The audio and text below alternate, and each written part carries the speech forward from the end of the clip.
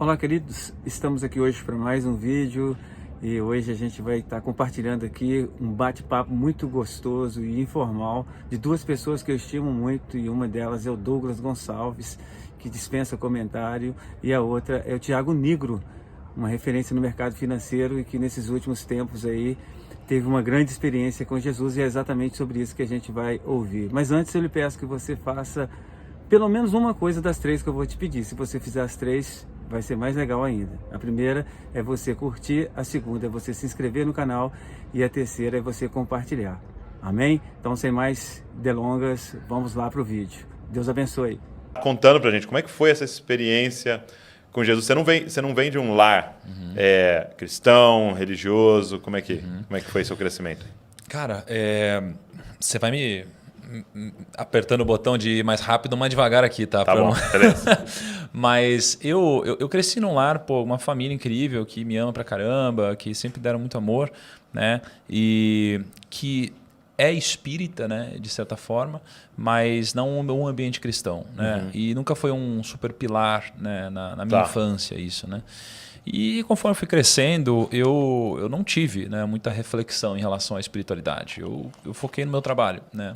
Eu sempre fui um cara muito trabalhador, muito workaholic. Eu era garçom, eu era barman, eu trabalhei muito. Aí eu empreendi, vendi meu negócio, comecei a falar na internet. Então, um pilar muito importante sempre foi os negócios na minha vida, né?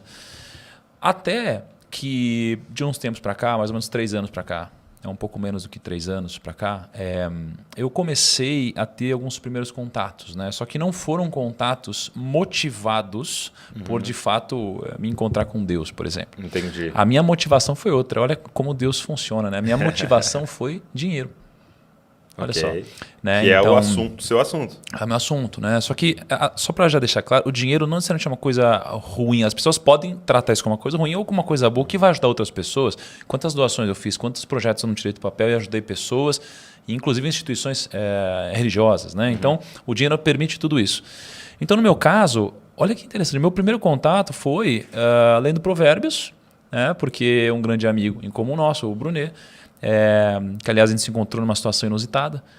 Conta um pouco dessa situação, porque eu vi você compartilhando, eu achei incrível assim, a forma que Deus vai conduzindo as coisas. Né? Deus é incrível assim, como acontecem as coisas. Mas eu e a Camila, né, a gente foi convidado para ir num casamento da irmã de um amigo nosso. Então, esse amigo era um grande amigo, essa pessoa ela se tornou depois uma grande amiga, a gente tinha algum contato, mas nosso relacionamento era com esse nosso amigo. Né? A gente foi convidado para ir no casamento dela, em Portugal. E aí a gente voou para Portugal. Quando chegou lá, o nosso amigo não tinha ido. No casamento da irmã. No casamento da irmã. Né? Assim, deram alguns problemas e como Deus funciona, tudo depois você percebe que você vai ligando os pontos. A gente chegou lá, passou uma semana, né, com uma família incrível, mas que a gente não tinha tanto contato antes. E aí eu percebi 2 anos e meio depois porque esse casamento aconteceu. Né? Nesse casamento eu recebi uma mensagem do Thiago Brunet. E ele também, por algum motivo, estava em Portugal, estava em Algarve, no mesmo lugar que eu estava. Não era nem Lisboa, né? Não era nem Lisboa, cara. Um lugar óbvio, né? Assim, de estar em Portugal, vamos dizer assim. Exato, era um lugar pequenininho, cara. Em Algarve, assim, distante. A gente se encontrou em Algarve, né? Ele me visitou no hotel. E eu lembro que lá eu dei uma mentoria de negócio para ele. E ele me deu uma mentoria, né? Até então, sobre Bíblia. Okay. Só que Bíblia era algo, para mim, muito difícil de digerir. Eu era aquele tipo de pessoa que eu nunca leria uma Bíblia. Né? Por quê? Porque, para mim, falar Bíblia já vinha com uma carga da minha vida inteira. Né? Talvez de formas erradas que tenham sido apresentadas a mim, esse tema. Né? Então, já vinha uma coisa estranha. E quando ele abordou talvez do único jeito que ele conseguiria entrar no meu coração. Ele disse o seguinte, falou, Thiago, você estuda sobre dinheiro, você trabalha com isso, é finanças, não é? Sabia que uma das palavras mais citadas na Bíblia é dinheiro? Eu falei, você está brincando. Na minha cabeça leiga de que nunca tinha lido a Bíblia, como assim dinheiro? E eu estudo muito os bilionários. Assim, eu estudo muito as pessoas de sucesso para entender por que elas atingiram sucesso. Poxa, nos últimos anos devo ter gravado com uns 60, 70 bilionários no Brasil. Assim. Ele falou, sabia que o mais rico de todos eles escreveu vários livros? Esse cara é chamado Salomão, e estão na Bíblia. Eu falei, você está de sacanagem. Ele falou, lê Provérbios. Então, meu primeiro contato com isso foi Provérbios. Okay. Né? Então, veja que não foi uma motivação espiritual. né? Porque a gente, até uma chave importante aqui, a gente não consegue saber quais são exatamente os planos de Deus, né? Assim, a gente não consegue ligar todos os pontos. Então, eu tinha minha limitação, comecei a ler a Bíblia e eu comecei a ver que aqueles provérbios eram muito importantes. Eles faziam muito sentido para a nossa vida, né? São conselhos muito valiosos. E eu, imediatamente, quando eu comecei a ler provérbios, Douglas, eu achei isso tão profundo, que eu não conseguia passar do primeiro capítulo. Porque eu olhava para aquilo e falava, cara, eu já li trocentos milhões de livros de mentalidade, de sei lá o quê.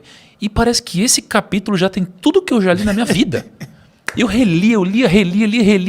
Cara, os inexperientes, os jovens, os sábios, o discernimento. Não sei o que. Eu falei, cara, eu não tô acreditando, tá tudo aqui é tão profundo. Aí eu falei, quer saber? Eu vou me desafiar. Aí eu tenho uma coisa que eu faço na internet, que geralmente eu faço lives dias consecutivos, de acordo com algum tema. E eu falei, vou lançar agora o desafio Provérbios. Então eu decidi, né, já que Provérbios eu descobri que são 31 capítulos, e eu estava no mês... Perfeito, né? Perfeito. Né? Eu não lembro qual mês que eu estava, mas tinham 31 dias. Eu falei, vou 31 dias seguidos falar sobre isso. Só que eu não tinha lido Provérbios. Então isso que é interessante, as pessoas não sabiam. Então eu lia Provérbios 1, e no outro dia eu falava sobre Provérbios 1. E eu ia fazendo isso. Entendi. Cara, e foi sendo bizarro. Assim, o meu descobrimento foi bizarro. Passaram os 31 dias. Cara, imagina que tinha dia que a gente tinha 50 mil pessoas ao vivo, 60 mil pessoas ao vivo. Foi uma coisa muito louca. Só que a ótica era negócios. Sim. Encontrar os princípios, as estratégias ali. Exatamente. E fazem todo sentido. Aí eu comecei a descobrir que a Bíblia é um manual, né, sobre como você deve viver. Pelo menos no meu caso. E aí, desde então, nunca parei de ler Provérbios. Todos os dias eu lia Provérbios. Né? Então, outro mês, dia 1, eu lia Provérbios 1. Dia 2, Provérbios 2. E assim por diante. Tá? Então, virou uma disciplina sua. Virou. E aí, a fama me deu acesso a algumas coisas que eu não tinha antes. Por exemplo, acesso a pessoas. Tá? E o acesso, ele é assim, uma das coisas mais poderosas. E até depois, só indo para frente e voltando, cara, lendo um pouco da história de Moisés, poxa, uma das coisas que tornava Moisés um dos grandes líderes é que ele tinha uma coisa que os outros não tinham, o acesso. Então você vê que o acesso, ele é muito poderoso na nossa vida. E a fama me deu acesso. Tá? Por mais que eu tenha entendido que era por um motivo e depois descobri que era por outro, eu tive acesso a grandes líderes espirituais. Cara, eu estou sentado aqui na sua frente, você é um grande líder para mim também. Então, eu comecei a aprender dessas pessoas. Né? E uma delas foi o Thiago Brunet, né? Uma pessoa que teve uma fundamental importância, né, na minha transformação.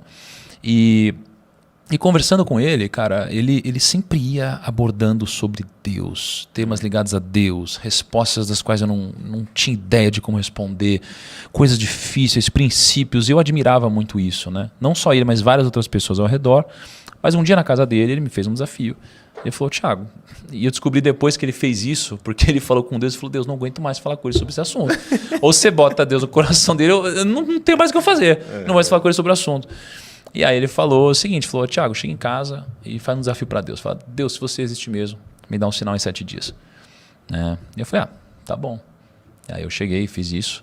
Né? E de fato foi aí que começou o meu contato oficial, digamos assim. Né? Foi quando eu comecei a ter experiências sobrenaturais das quais eu tinha ciência que de fato eram sobrenaturais. Né? Eu pedi um sinal em 7 dias e veio no 8º, o que foi muito curioso. Né? E quando veio no 8º, né, pensando, refletindo, né, mais para frente, eu descobri que só veio no 8º porque, na verdade, Deus queria me mostrar, né, que ele existia, mas também queria mostrar que as coisas acontecem no tempo dele, não no meu. Que ele é soberano. Exatamente. Mas a minha motivação de fazer essa pergunta para Deus é porque eu estava lendo a Bíblia, né, e eu vi que em algum momento estava escrito algo como, e Jesus realizou um milagre, então essa pessoa aqui passou a crer. Eu falei, opa, peraí, eu sou essa pessoa, eu preciso ver para crer. Né? E aí depois de que isso aconteceu, eu vi o quão arrogante eu fui, né, ao fazer esse desafio para Deus, né, mas acho que fez parte do meu processo. Sim, com certeza. Né? E aí, enfim, depois disso, aí 1 bilhão de coisas começaram a acontecer.